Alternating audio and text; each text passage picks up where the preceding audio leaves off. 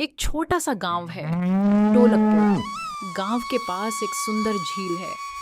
इसी गांव में राजू नाम का एक मछुआरा अपनी पत्नी रानी के साथ रहता है, लेकिन उनकी जिंदगी खुश नहीं है। हर दिन झगड़े, शिकायतें और गरीबी। कब तक इस बेकार जाल को झील में डालते रहोगे राजू? एक वक्त के खाने लायक मछली भी नहीं आती। मुझे मछली पकड़ने के अलावा कुछ आता ही नहीं रानी, क्या करूं मैं? गांव के सब लोग शहर चले गए हैं अच्छा जीवन ढूंढने। तुम कब जाओगे राजू? तुम्हें हमेशा शहर ही क्यों चाहिए रानी?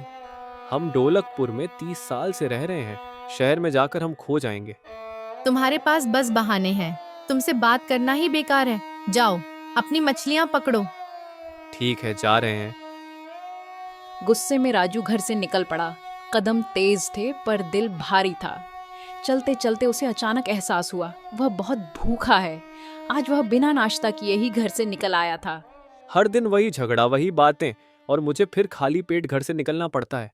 ये भी कोई जिंदगी है? तभी रास्ते में उसे सड़क किनारे एक छोले भटूरे का ठेला दिखा।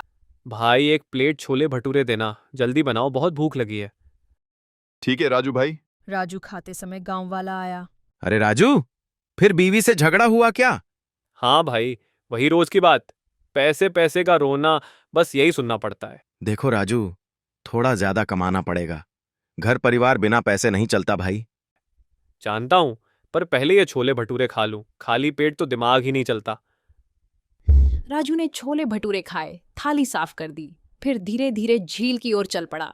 राजू झील के किनारे पहुंचा और अपने आप से बोला, हे भगवान, आज बस अच्छी मछलियां मिल जाएं, वरना रानी फिर नाराज हो जाएगी। राजू ने अपना जाल झील में फेंका, लेकिन अचानक कुछ अजीब हुआ। अरे ये क्या, जाल इतना भारी क्यों हो गया? धीरे धीरे जाल पानी से बाहर आया। उसमें एक सुंदर जल परी फंसी थी। वह छटपटा रही थी। राजू उसे देखकर हैरान रह गया। राजू हैरानी से बोला, ढोलकपुर की झील में जलपरी? ये तो कोई जादू लगता है। तुम यहाँ क्या कर रही हो? मैं यहाँ पिछले 10 सालों से छुपी हुई हूँ। आज तुम्हारे जाल में फंस गई हूँ। प्लीज किसी को मत बताना। अगर मैं तुम्हें गांव में दिखा दूं तो मैं बहुत अमीर बन सकता हूँ। नहीं, अगर तुम किसी को नहीं बताओगे तो मैं तुम्हें एक वरदान दूंगी। राजू कुछ पल के लिए चुप रहा। उसके मन में लालच और डर दोनों चल रहे थे। फिर वह धीरे से बोला, वरदान? लेकिन मैं तो बस मछलियां पकड़ना और पकाना जानता हूँ। तुम मुझे क्या दे सकती हो? ये लो, एक जादुई हांडी। इससे तुम बिरयानी बनाना शुरू करो। इस हांडी में बनी बिरयानी लोगों को बहुत पसंद आएगी। इतनी छोटी हांडी से पूरे गांव के लिए बिरयानी बनेगी? हाँ, मगर एक शर्त है। तुम्हारा दिल साफ रहना चाहिए। अगर तुम किसी भी ग्राहक को धोखा दोगे तो झील ये जादू हमेशा के लिए वापस ले लेगी। राजू, याद रखना, झील सब कुछ देखती है। ठीक है, मैं वादा करता हूँ। राजू ने चमकती हुई हांडी को कसकर पकड़ लिया। आज उसकी जाल खाली थी, लेकिन उसका दिल खुश था। राजू घर पहुंचा तो रानी ने पूछा, तो आज कितनी मछलियां पकड़ी राजू? फिर से खाली हाथ आए हो क्या? छोड़ो ना मछलियां और रानी, देखो जलपरी ने मुझे ये दी है। राजू ने जो हुआ था पूरी कहानी रानी को बता दी। रानी पहले तो यकीन नहीं कर पाई, लेकिन धीरे धीरे उसकी आंखों में हैरानी और उम्मीद झलकने लगी। जादुई हांडी? सच में? दिखाओ जरा। आज से मुझे मछलियां पकड़ने की जरूरत नहीं रानी, इसी हांडी से हम अमीर बन सकते हैं।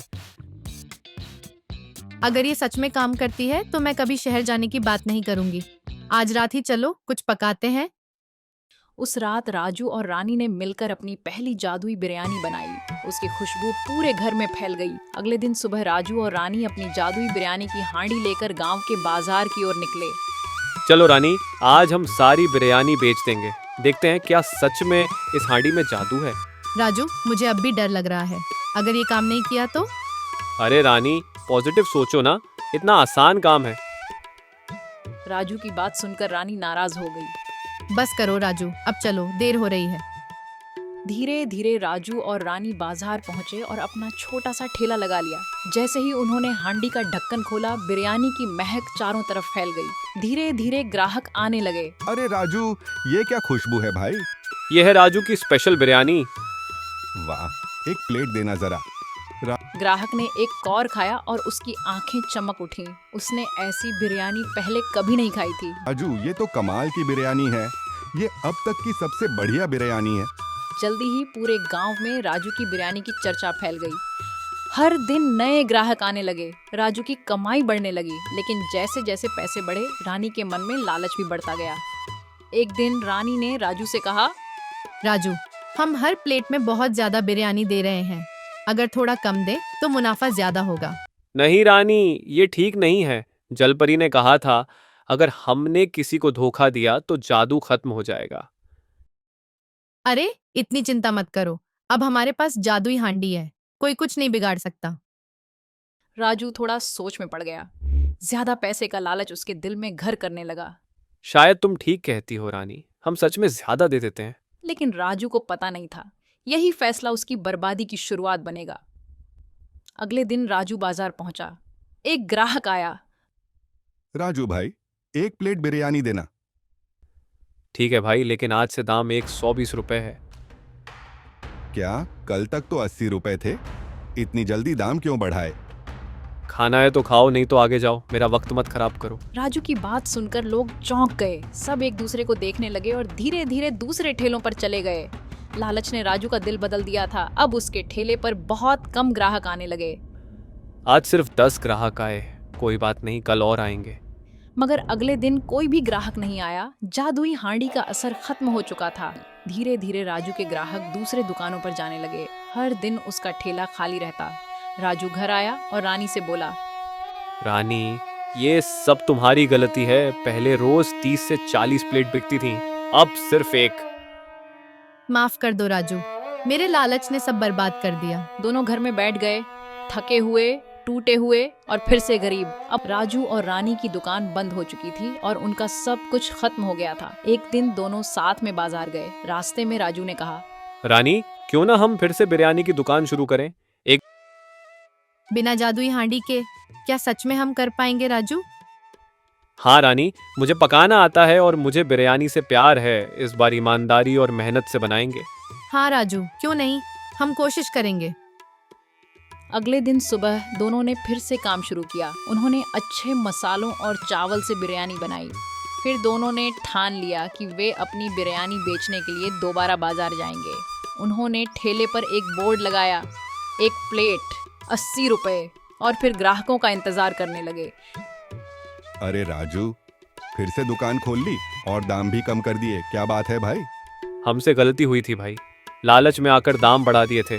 अब समझ आया कि सच्चाई और ईमानदारी ही असली कमाई होती है।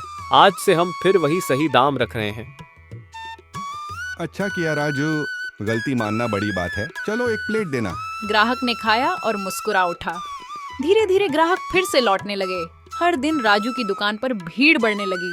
अब कोई जादू नहीं था, बस मेहनत, ईमानदारी और दिल से बनाई हुई बिरयानी थी।